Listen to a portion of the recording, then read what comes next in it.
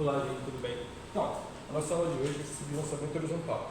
O lançamento horizontal é um tipo de movimento que a gente vê no curso de mecânica e ele é constituído, como o próprio nome diz, e autoexplicativo, um lançamento de forma horizontal. Você pega uma partícula ou um objeto e lança ele de maneira horizontal, como ele é visto nessa simulação aqui. Pegou uma partícula lançando horizontalmente.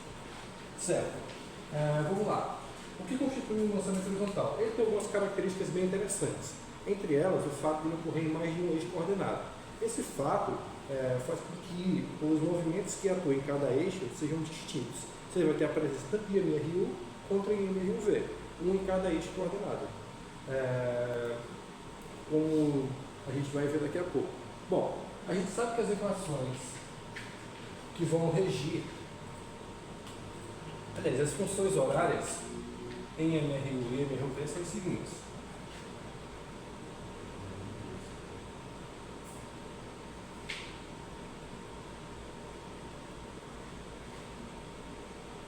A velocidade é constante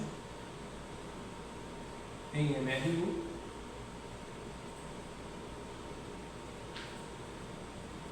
para o caso do MRUV. A gente sabe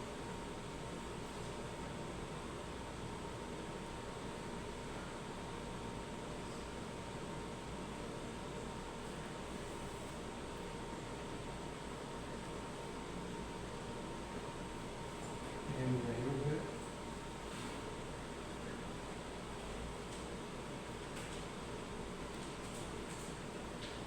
e por fim a gente coloca a equação de Borrichieri, que é útil para quando a gente não tiver os valores do tempo.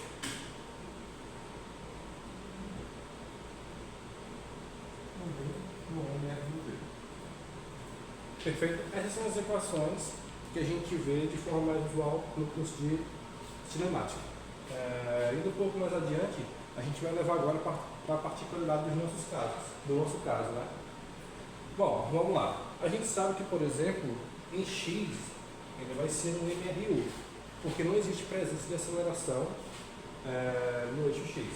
Já como no eixo Y, a gente sabe que ele tem a presença da aceleração gravitacional, que é o valor de G, que é aproximadamente 9,8 metros por segundo ao quadrado, aí vai ter uma presença de MRUV, ou seja, ele MRU em X, MRUV em Y.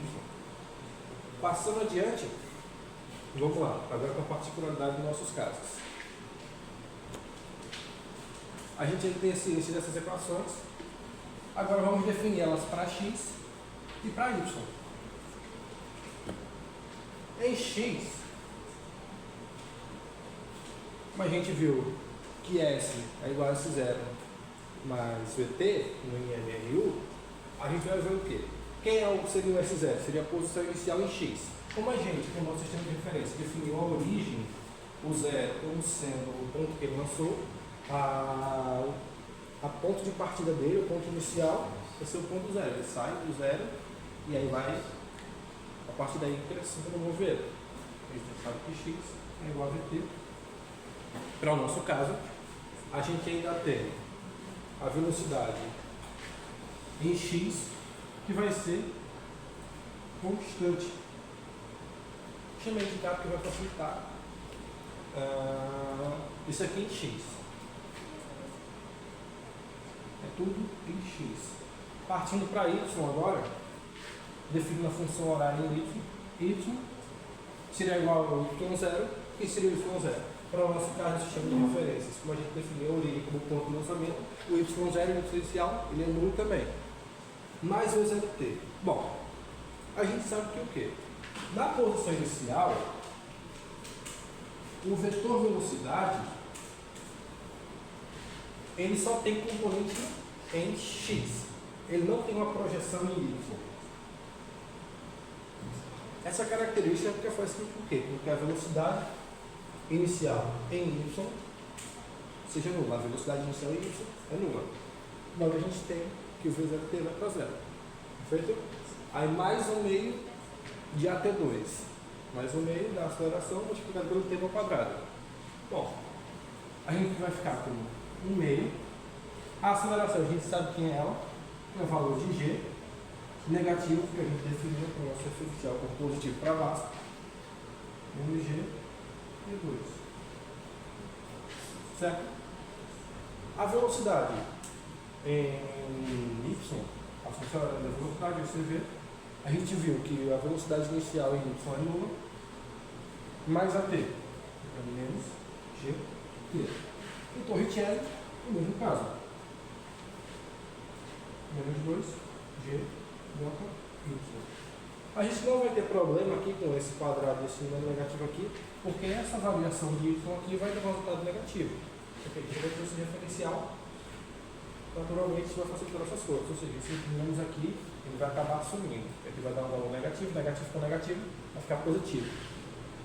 Certo? Essas são as equações que regem o lançamento horizontal, tanto em x quanto em y. Agora, partindo para uma aplicação mais prática, aí a gente consegue ver o quê? Que são equações bem curtas. E isso é muito interessante, porque a gente com poucos dados consegue descobrir o que a gente precisa. Ou seja, apenas com um tempo a gente consegue descobrir a altura que uma partícula foi lançada no lançamento horizontal. Você me dá, por exemplo, um tempo de 5 segundos e eu quero saber de que altura uma partícula foi lançada. É isso aqui. Isso igual a menos 1 meio de g C2.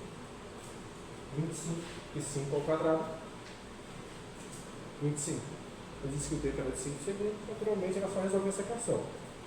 O valor de g é aproximadamente 9,8 metros por segundo ao quadrado. Mas, para fins didáticos, a gente pode colocar ele como 10, por exemplo. Claro, dependendo do caso, com qual precisão a gente queira, aí a gente precisa utilizar valores mais exatos. O valor mais exato, por exemplo, para g seria 9,58 metros por segundo ao quadrado. Mas a gente pode estar arredondando, nesse caso, com a gente com uma aproximação. Entre que y é igual a menos 10 sobre 2 multiplicado por 25. T ao quadrado 5, 5 ao quadrado 25. A gente tem que y é igual a menos 5 vezes 25, e por consequência resulta y igual a menos 125 metros. Perfeito? Bom, e como foi obtido esse valor, por que esse nada negativo? Porque a gente pode ver aqui, ó, que o vento é crescendo. É tudo uma questão de referencial. Se a gente tivesse elevado outro referencial, a gente encontraria uma altura positiva. Se a gente quiser o valor absoluto disso daqui, a altura geral, era só a gente pegar o módulo disso daqui, o valor de menos 125 é 125. Com isso, a gente consegue ver as características do lançamento horizontal. Que é um lançamento que ocorre em duas dimensões, tem a presença de dois tipos de movimento, ele ocorre tanto em x quanto em y, tem a presença tanto de MRU quanto em MRV, ou seja, ele é bem interessante no estudo da cinemática. E o que mais? Além disso, vale ressaltar que ele ocorre numa situação ideal, uma situação onde a gente tanto não se preocupa com as causas, como a gente tira questões como, por exemplo, as dimensões da partícula que a gente está jogando, e também a gente desconsidera a presença do ar. É isso, gente. Obrigado.